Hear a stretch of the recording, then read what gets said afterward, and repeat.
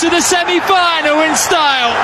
Beellamni Santiago Bernabéu warri Real Madrid raajii hojjechuuf dhaaddachaa turanii fi kan qalbii jaallattoota kubbaa miilaa boojii akkaan eegamaa ture olaantummaa Arsenaaliin goolabame. Tiyaatarri kubbaa miilaa kun jettee miidiyaalee dhaadannoo taphattootaa fi leenjisoota tilmaama xiinxaltoota gameeyyii akkasuma kan deeggartootaan dabalamaa ture. Eda sa'aatii 4 yoo jedhu dirree irraaf jalaan cufame Santiago Bernabéu keessatti abbaan murtii lammii France ifatti jalqabsiisan. Diraamichi balleessaa Asensio Michael Merino irratti raawwateen rukuttaa peenaalitii argamte saakan rukuteen osoo hin galchin hafeen eegale. Daqiiqaa muraasa booda Declan Rice Kylian Mbappé sanduuqa peenaalitii keessatti lafaan dha'e. VAR daqiiqaa 4 erga ilaalee booda naaf kolchaa kun peenaalitii miti jedhe. Gamtaan kubbaa miilaa Awurooppaa balleessaa Rice hojjete peenaalitiin kennisiisu jechuun haqe. Peenaalitiin sun osoo kennamteen mootorri sarara gidduu Arsenaal kaardiin akeekkachiisaa kennameefii ture. Kaardiin sun osoo raggaatee tapha ittaanu kan Paris Saint-Germain waliin qaban irratti hin taphatu ture. Bukayo Saakaan peenaalitii rukutuu irratti ni komatama. Waancaa Awurooppaa bara 2020 irratti peenaalitii osoo hin galchinaaf kaleessas kan irra deebuun namoota muraasa mufachiisee ture. Garuu osoo hin turin deebii kenne. Saakinoon daqiiqaa muraasa booda kubbaa ajaa'ibaa kiyyoo keessa buuse. Gammachuu daqiiqaa tokko booda Vinicius Junior goolii qixxeessituu Real Madrid galchuun Madrid gara taphaatti deebi'uu mala shakkiin jedhu uumame. Ta'us taphichi kanumaan xumuramuuf yoo dhiyaatu Martinelliin raajii biraa Bernabéu irratti mul'ise. Carlo Ancelottiin taphichaan waan haaraa gadi ni baasna jechuun dhaaddatanis kobbortaa isaanii keessaa hancaqqee gadi baasuun alanfachuurraa kanaaf taateen haaraan isaan fidan hin mul'anne. Jude Bellingham qabxicha jijjiiruuf daqiiqaa 15 qofti nu gaha jechuun dhaaddachaa ture. Dirree keessa jiraachuu isaayyuu erga taphichi xumuramee dirree keessa taa'ee yoo boo mul'ate. Deeggartoon Real Madrid remotaandaa duubaa ka'uun ni mo'anna. Daqiiqaan 90 nutti fagaatee jira jechuun dhaadataa turanis humaan jijjiirre. Tapha booda leenjisaan Arsenaal lammiin Spanish Michael Artetaan halkan sun seenaa kubbaa miilaa kiyya keessatti halkan addaati jedhe. Gareen waliin taphan isa seenaa guddaa qabuudha. Amma boqonnaa gaariirra jirra. Kanaammoo itti funachuunis dubbate. Taphataan duraanii Arsenaal Theo Walcott xiinsammuun taphattoota Arsenaal amma irra jiranii qophaa'ummaa isaanii mul'isa jechuun dinqisiifate. Arsenaal walakkaa xumuraatiin Paris Saint-Germain waliin taphata.